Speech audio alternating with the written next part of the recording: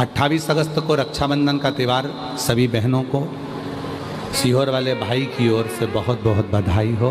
आपके जीवन में हमेशा खुशियाँ भरी। और हम तो फिर कहेंगे, जब रक्षाबंधन का त्यौहार आता है ना, हिंदू सनातन धर्म के जितने त्यौहार आते हैं उस समय पर कोई ना कोई बात सामने आ जाती है। फिर कोई कहेगा भद्रा लगा, कोई कहेगा ये लगा, कोई कहेगा वो लगा, कोई कहेगा कल दिवाली मनाओ, कोई कहेगा आज होली मनाओ, तो कोई कहेगा कब मनाओ।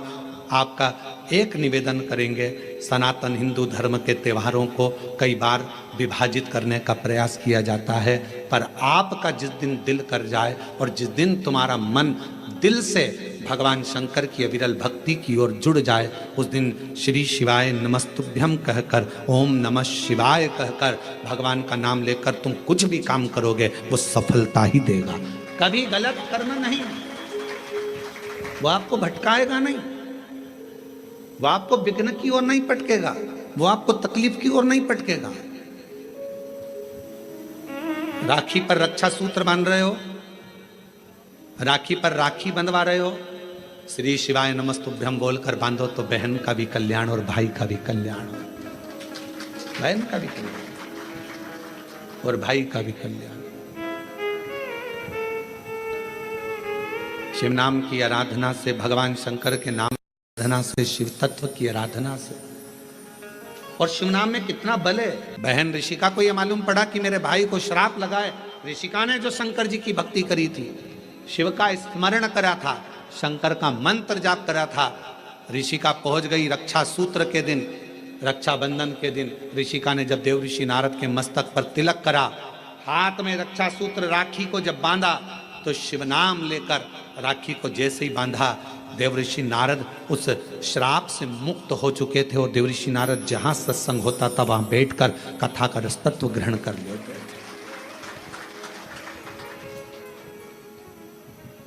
एक बहन के रक्षा सूत्र में, एक रक्षाबंधन के सूत्र में वो बल होता, और उसमें शिव नाम की मूलता। आपसे निवेदन है, जब आप रक्षा सूत्र बांधे, राखी बांधे, तो राखी भी श्री शिवाय नमस्तुभ्यम, श्री शिवाय नमस्तुभ्यम, श्री शिवाय नमस्तुभ्यम, श्री शिवाय नमस्तुभ्यम। रक्षा सूत्र बांधा गया। आज रक्षाबंधन का त्यौहार, रक्षा सूत्र के रूप में बहन अपने भाई के हाथों में एक रक्षा सूत्र बांधकर भाई से एक प्रतिज्ञा लेती है कि आप इस भूमि पर जब तक मेरे प्राण हैं तब तक मेरी रक्षा करोगे। माताओं का पूर्णिमा का व्रत भी होगा, ऐसा नहीं है जाएगी राखी बांधने तो कह भी देगी हमारी तो पूर्णिमा जी हम तो तुम्हारे भाभी भोजन नहीं करें। वही ननंद और आती हैं तो कह भी देती हैं कि आज तो हमारे पूर्णिमा है, हम काहे को भोजन करें तुम्हारे यहाँ, आज हमारा पूर्णिमा का व्रत है। और कई तो रक्षाबंधन पे इसलिए भी नहीं आती कि जाके करेंगे क्या, राखी बांधेंगे और रोटी का बोलेंगे तो रोटी तो खा ही नहीं सकते अपन, व्रत है अपना, तो एक टाइम तो खा सको। पूर्णिमा के व्रत का तो महत्व है, एक टाइम तो भोजन कर सकते हो।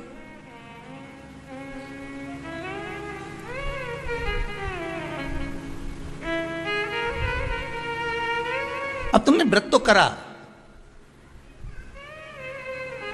खूब जोरदार व्रत करा, सुबह से लेकर शाम तक कुछ नहीं खाया,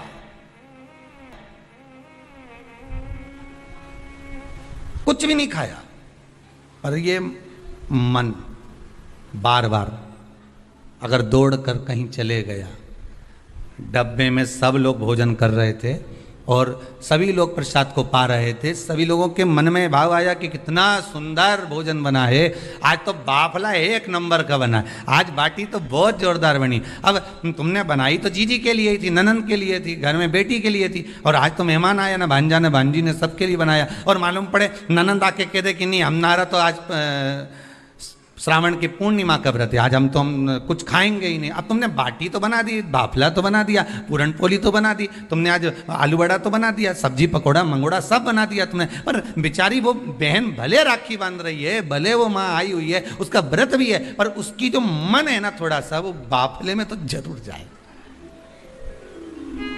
वो बाटी में तो अटकेगा थोड़ा ना।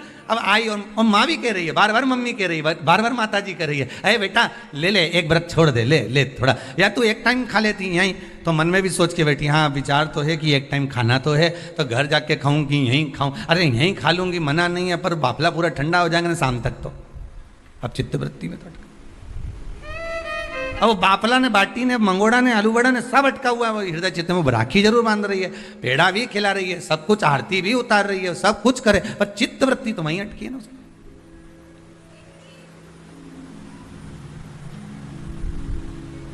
इसलिए शायद लोग भजन में गाते हैं,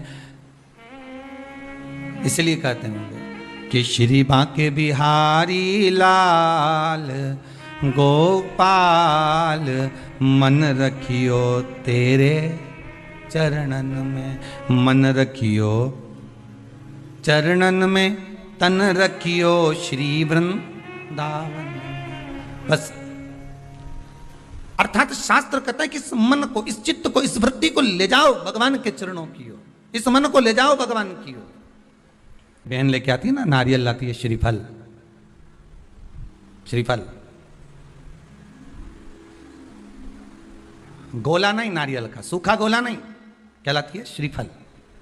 गोला तो आजकल फैशन का हो गया, नारियल का गोला तो फैशन है, क्योंकि नारियल लेके जाएंगे, नारियल 10 रुपए का है, भाई को लगना चाहिए कि कोई वीआईपी चीज लाई, इसलिए नारियल का गोला लिया। पर यहाँ कहीं पुराण में कहीं लिखा हो नहीं कि नारियल का गोला दिया था लक्ष्मी जी ने राजा बलि को, या इंद्राणी ने इंद्र को रक्षा सूत्र बांधा था तो उसमें नारियल का गोला दिया था। यहाँ कहीं लिखा हुआ तुम कहीं पढ़ो तो मुझे जरूर भेज देना। रहे हो उसमें श्रीफल, जिसमें जल हो, पानी हो, और पानी वाला फल जब हाथ में देकर रक्षा सूत्र बांधती है बहन, तो भाई का भी घर भरा रहता है और बहन का भी घर भरा रहता है।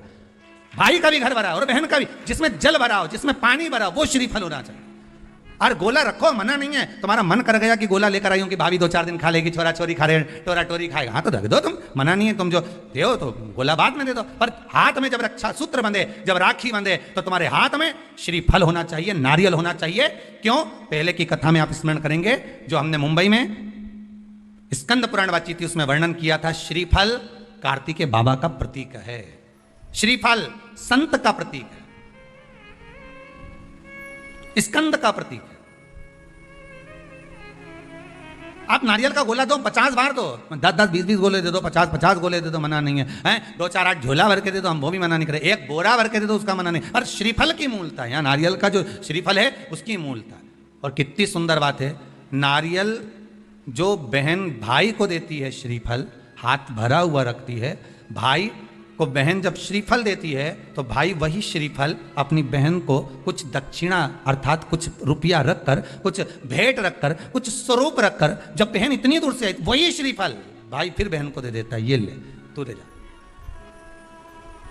तू रख ले। पर बहन उस श्रीफल को लेकर नहीं जाती है, बहन क्या कहती, नहीं नहीं तुझे रखना पड़ेगा, तू रख। तो 2 चीज में से जब श्रीफल भाई भेंट रख कर देता है अपनी बहन को, तो बहन श्रीफल वहीं भाई के घर छोड़ देती है, भेंट का कुछ भाग लेकर चल देती है। ये बहन का प्रभाव। रक्षा सूत्र को लोगों ने बिगाड़ दिया आज के जमाने में, तो रक्षाबंधन का भी महत्व लोग नहीं जानते कि कैसे रक्षा सूत्र बनना चाहिए, कैसे रक्षाबंधन होना चाहिए, उसका भी विशेष महत्व होता है भाई, उसकी भी मूलता होती है। और एक बात कहूंगा आज रक्षाबंधन पर, आपको अच्छी लगे तो आप स्वीकार करना, ना लगे तो आप छोड़ देना।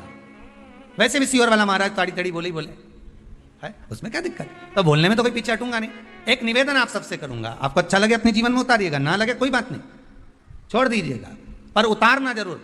बहन से प्रॉपर्टी के चक्कर में कितना भी झगड़ा चल रहा हो, बहन का भाई से एक मकान के चक्कर में कितना भी झगड़ा चल रहा हो, संपदा के चक्कर में कितना भी झगड़ा चल रहा हो, तो भी निवेदन करूंगा, बहन और भाई तुम खूब लड़ो प्रॉपर्टी और जमीन के लिए, पर रक्षाबंधन के दिन कम से कम एक दूसरे के नहीं भी जाओ तो फोन लगाकर जीजी और बहन भाई से, भाई बहन से एक बार तो बात कर लो, क्योंकि धन अपनी जगह रह जाएगा साहब, वहां धन नहीं जाने वाला, आपका व्यवहार जाने वाला है, आपका प्रेम जाने वाला। माना उसने कुछ भी करा हो, अदालत में केस लगा दिया हो, 25 केस चल रहे हो अदालत में, 50 बार तुम्हें पेशी पर जाना पड़ रहा हो, 50 बार झगड़े हो गए, 50 बार तलवार लेकर खड़े हो गए, डंडे लेकर खड़े हो गए, एक दूसरे को मारने को तैयार हो गए, पर निवेदन है, एक माता के गर्भ से तुम जन्मे हो, हो, कम से कम उस माता के दूध का फर्ज अदा करो। और एक बार कितना भी झगड़ा हुआ हो, इस आस्था चैनल के माध्यम से आज रक्षाबंधन के दिन भले राखी बंधवाओ मत बंधवाओ, पर एक फोन लगाकर तो पूछ लो, जीजी कैसी है, कब आएगी बता। या बहन भाई को कह दे रे कैसा है, भूल गया क्या मुझे, भाई भी कह दे लड़ाई की बात मत करना, आज के दिन बस प्रेम की बात करना कि कम से कम बहन का फोन तो आया। मेरा मन कहता है, मेरा दिल कहता है कि शायद दिवाली पर जितनी आतिशबाजी नहीं हुई होगी उतनी आतिशबाजी आपके दिल में होगी कि जिससे केस चल रहा है वो फोन लगाकर पूछ रहा है कि भाई ने पूछा, बहन से, बहन ने पूछा भाई से कैसे हो, भाभी से बात कर लो, थोड़ा बच्चों से बात कर लो। माना अदालत में देखा जाएगा, लड़ाई झगड़े सब होंगे, सब कुछ होगा। कौरव और पांडवों की कथा तो देखो रे कितनी सुंदर है, कितनी सुंदर है।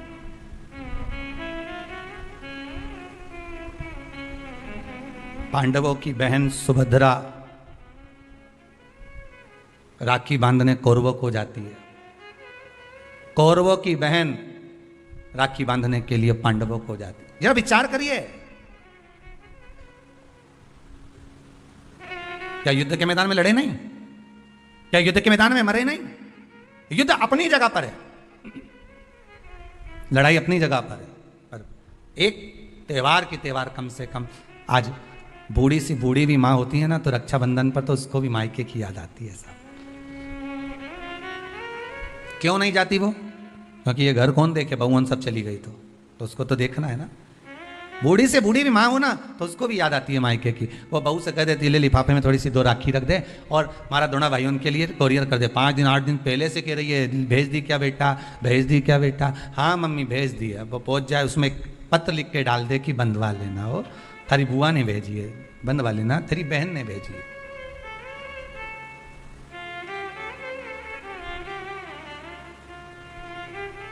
झगड़ा अपनी जगह पर चलने दो साहब, लड़ाई अपनी जगह पर चलने दो साहब, विवाद अपनी जगह पर चलने दो साहब। पर इस दिल को, इस मन को एक बार तो लेकर जाओ। मत जाओ तुम राखी बंधवाने, मत जाओ तुम राखी बांधने, पर फोन तो लगा लो। एक बार तो दिल से कह सकते हो कि कैसी हो, भले कितना झगड़ा, कितना लड़ाई, कितना विवाद क्यों ना हो। अच्छा लगे तो आप अपने पास रखना, बुरा लगे तो छोड़ देना, हो कोई बात नहीं। और दोनों के मन में ये बात भी नहीं आना चाहिए जब फोन लगाएं तो कि समझौते के लिए लगाया होगा या धन के लिए लगाया होगा। ये भी मन में भाव मत लेकर आना, वो तो इसलिए लगाया है कि सियोर वाला महाराज बोला है।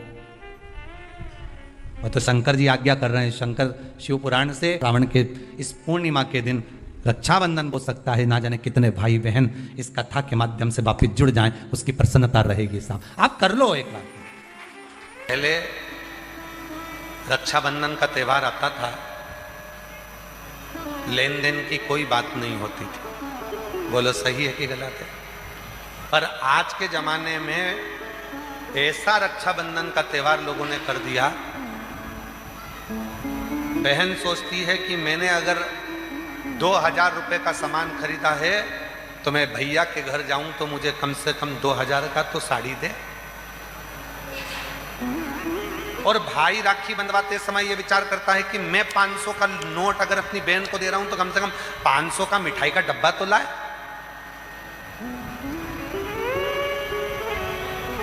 बोलो बोलो सही है कि गलत है। मतलब आज के जमाने में जो संबंध हैं वो केवल लेन देन के रह गए हैं, उसमें प्रेम नहीं रहा। प्रेम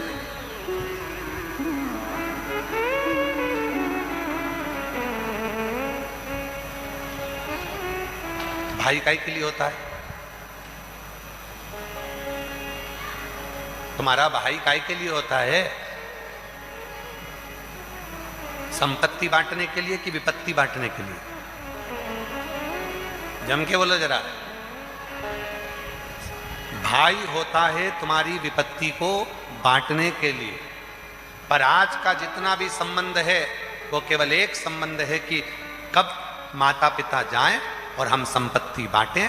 विपत्ति बांटने वाला कोई नहीं होता, संपत्ति बांटने वाले ढेर हो जाते हैं।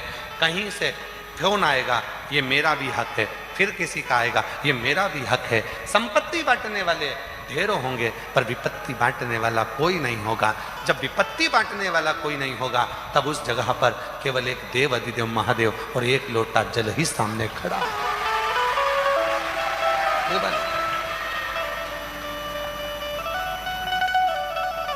फिर कोई नहीं। और भीड़ में तन्हाई प्यास की गहराई में दर्द में रुसवाई में मुझे तुम याद आते हो,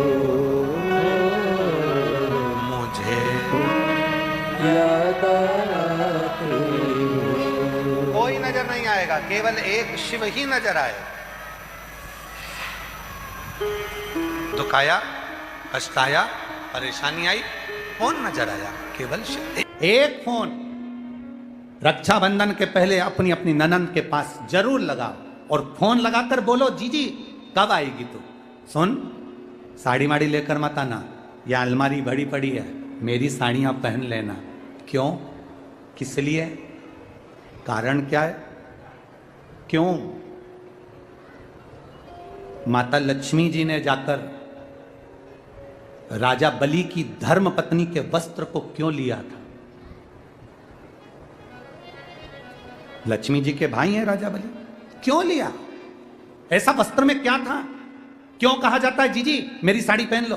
क्यों भाभी कहती है ननंद से लो मेरी साड़ी पहन लो, लो मेरी साड़ी पहन लो? क्यों कहती है? 3 काल को हरने वाले होते हैं। पहले नंबर पर संत, ब्राह्मण, साधुजन, गुरुजन जब तुम्हारे दरवाजे पर आते हैं तुम्हारा काल हर लेते हैं। दूसरे नंबर पर है गौ माता, गाय को जब हम रोटी देते हैं गौ माता हमारे काल को हर लेती है। तीसरे नंबर पर है बहन बेटी, जब हमारे यहाँ आती है और हम कह देते हैं जीजी ये मेरी साड़ी है पहन लो, घर से साड़ी लेकर मत आना, जब हम उसको साड़ी पहनने को दे देते हैं तो एक ननन बहन बेटी ऐसी होती है जो अपने भाई के घर के काल को भी हर लेती है, वो बहन बेटी होती है। पर आप में से कई माताएं ऐसी भी बैठी है जो अपनी एक साड़ी नहीं दे, और अगर ननन पहन लेना तो 25 बार के बता दे जी जी मेरी है, जी जी अच्छे से बैठो साड़ी फट जाएगी मेरी है। अब वो कहे शुद्ध का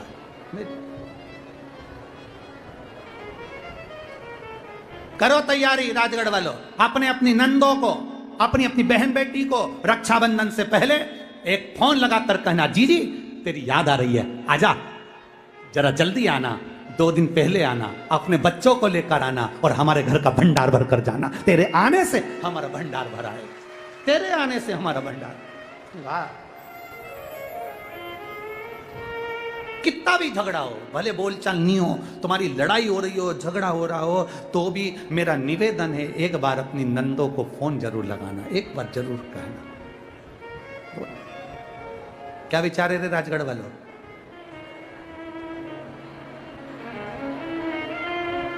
जल्दी बोलो, जल्दी बोलो, दोनों हाथ हिलाकर। पक्का पक्का? बस बस बाजार जाओ, रक्षाबंधन का त्योहार है, एक टॉफी भाई बहन को, बहन भाई को दे दे, और इसको त्योहार कहते हो? त्योहार वो होता है जो घर की माँ घर में मिठाई बनाए और बच्चों को खिलाए, उसको त्योहार कहते हैं।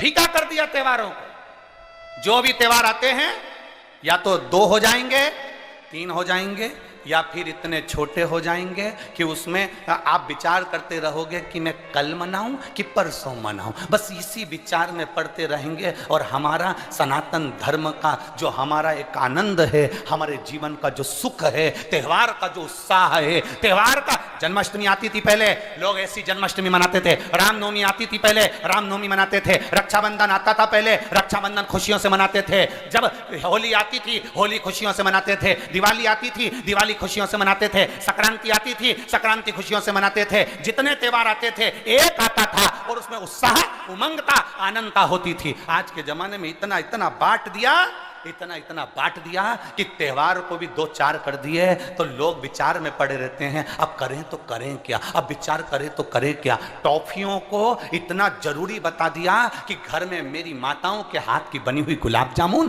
खोपरा पाक, गुजिया और पपड़िया कोने में पड़ा रहता है और वो टॉफी एक मूल हो जाती है, एक चॉकलेट मूल हो जाती है। और हम समझ नहीं पा रहे विधर्मियों को, हम सोच नहीं पा रहे कि हमारे सनातन धर्म पर कुठार प्रहार है ये,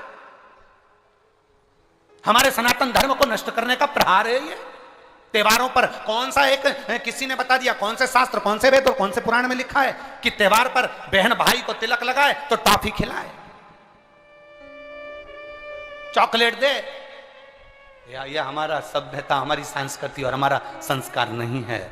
यहां तो यह नियम है, बहन भाई को जब राखी बांधे तो बांधने पर उसने अपनी माँ से जो मिठाई बनाई हो वो थाली में रखी हो और बहन भाई को और भाई बहन को खिलाए तो माता पिता का आशीर्वाद उसके शरीर में पहुंच जाए, उसके जीवन में पहुंच जाए। हम किन ओर जा रहे हैं? और हम चिल्ला चिल्ला कर कह रहे हैं धर्म की अधर्म का, प्राणियों में विश्व का हो गया सीधी बात। हम जा कहां रहे हैं? हम किस पथ की ओर, हम किस मार्ग की ओर जा रहे हैं?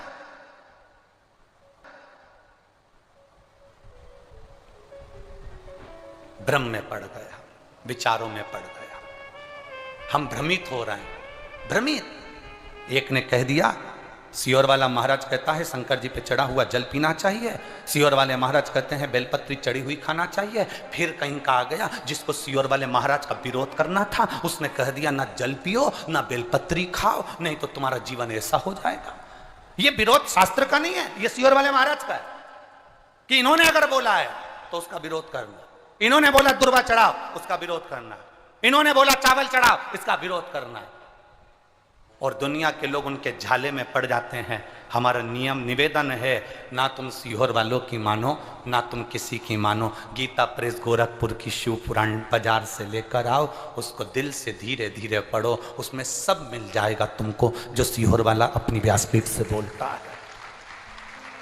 स्कंद पुराण लाओ, नर्मदा पुराण लाओ, लिंग पुराण लाओ, देवी भागवत लाओ, ब्रह्म विवर्त पुराण लाओ, सारी पुराणों को घर में लाकर रखिए और एक एक पुराण का धीरे धीरे अध्ययन करो। किसी और वाला महाराज कहीं अलग जगह से तो नहीं बात रहा, एक एक पुराण का अध्ययन करो। केवल फेसबुक, यूट्यूब और मोबाइल पर ज्ञान नहीं मिलता कि आप थोड़ी देर खोल के बैठकर आपने ज्ञान ले लिया, ये तो हमने पढ़ा था शास्त्र में। ऐसा शास्त्र को पढ़िए, वेद को पढ़िए, अपने पुराणों को पढ़िए, उसका अध्ययन करिए कि बेलपत्री का चरित्र कहां वर्णन करा। एक बेलपत्र दान का जो वर्णन हमारे शास्त्रों में किया गया, एक वृक्ष लगाने का फल हमारे शास्त्रों में कहा गया, एक भूखे व्यक्ति को भोजन कराने का फल हमारे शास्त्रों में कहा गया, उसको पहचानिए। पूर्णिमा की रात्रि को अपने हाथ में लेकर, अपने नयनों से लगाकर, शरीर पर से स्वयं उतार कर उसको दरवाजे के पास रख दीजिए। पूर्णिमा की रात्रि को पूर्ण होने पर उस चावल को दूसरे दिन सूंघ कर बहते हुए पानी में डाल दीजिए। महाराज कितने भी रोग से ग्रसित हो गए, पीपल का एक पत्ता 52,000 ब्राह्मण की साक्षी कराता है। महाराज बहुत ध्यान देना, पीपल के वृक्ष में स्वयं नारायण का, मेरे कृष्ण का वास है। स्वयं भगवान गीता के अंतर्गत कहते हैं कि मैं पीपल का वृक्ष हूं, नारायण उसी में। 52,000 ब्राह्मणों का वासा एक पीपल के पत्ते में होता है।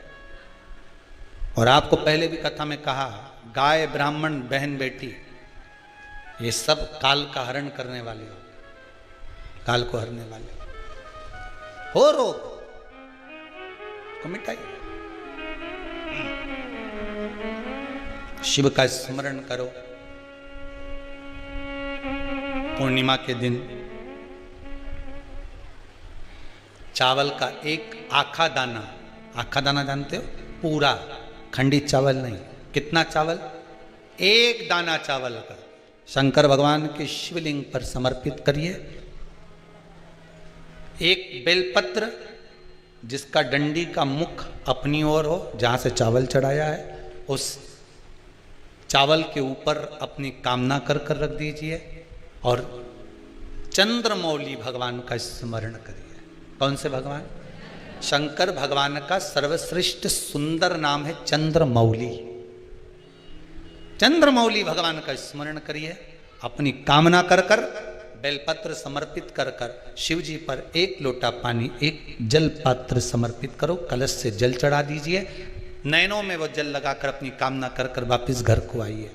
अगली पूर्णिमा आएगी, जो कामना करी है मेरा चंद्रमौली भोलेनाथ उसे पूर्ण कर ही देगा।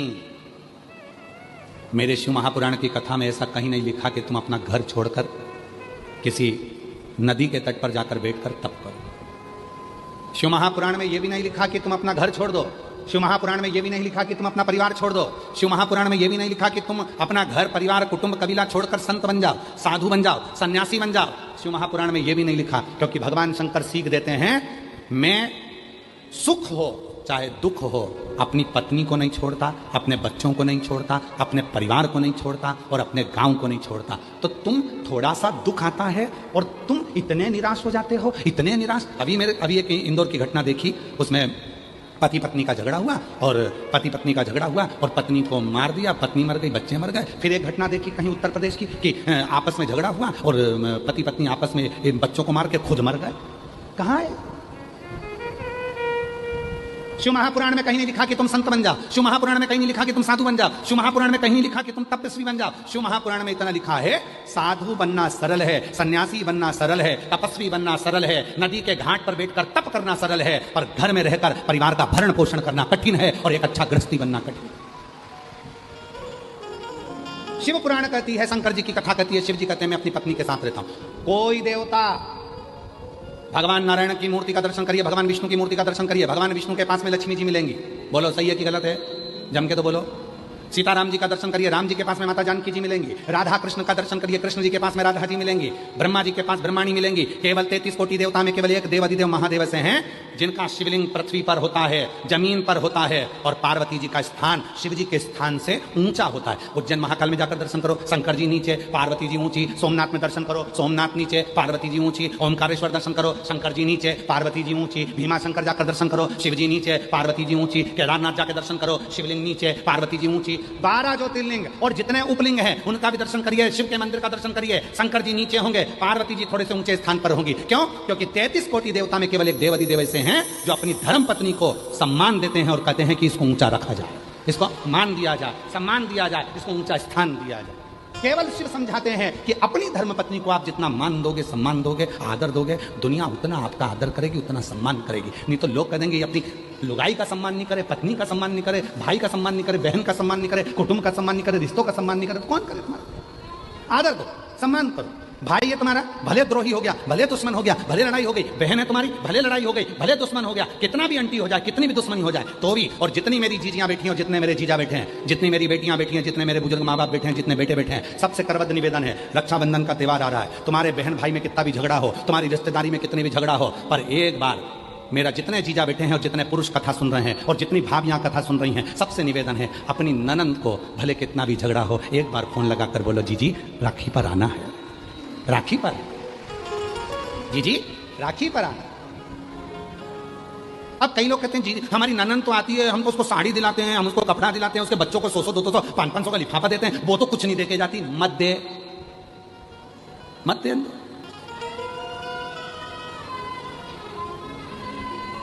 कथा कहती है, गाय और बेटी, जम के बोलो क्या क्या? गौ माता और बेटी। गाय जब तुम्हारे दरवाजे पर आती है तो तुम्हारे दुख हर कर जाती है, और बेटी भले तुम्हारे यहाँ आकर मायके में कुछ ना दे, फिर भी वो तुम्हारे पूरे दुख को हर कर लेकर चली जाती है। गाय और बेटी, ये दुख है। लगाना फोन, 28 तारीख की राखी है, अपनी अपनी ननंद को, तुम कितनी भी लड़ लियो भले ननंद से, कोई बात नहीं, झगड़ा हो गया ना, कोई बात नहीं। कितने दिन का झगड़ा रहेगा, कब तक रहेगा? जीवी तो तब तक, ऊपर जाके झगड़ोगे नहीं। ऊपर दिख जाए ये बिमला बोई है मेरी ननद, छोड़ूंगी नहीं इसको। एक तरफ नरक, एक तरफ स्वर्ग, बीच में खिड़की रहेगी, तुम वहीं से लड़ती रहना, लड़, खूब लड़ना, और अच्छा जुड़ा बांध बांध के लड़ना, देखो नहीं खूब देखो, लड़ो। कब तक लड़ोगे? जब तक हो पृथ्वी पर। कहा आग लगे बस्ती में अपन रहो, मस्ती में।